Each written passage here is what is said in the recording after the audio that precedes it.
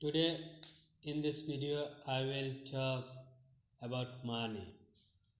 The most important laws of money. Number 1. Don't spend more than you make. Number 2. Don't go into debt to impress others. Number 3.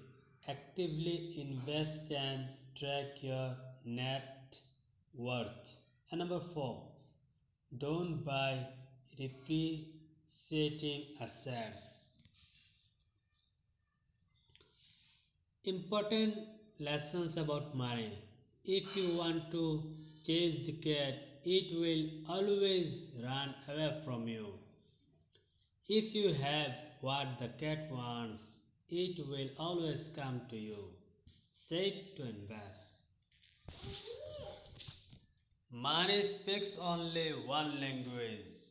If you save me today, I will save you tomorrow. Small coins make sound. Big notes are always silent. Nobody wants to be in your journey. Not your friends, not your family, not your co-workers. The moment you realize it is a solo trip is the moment to start making progress.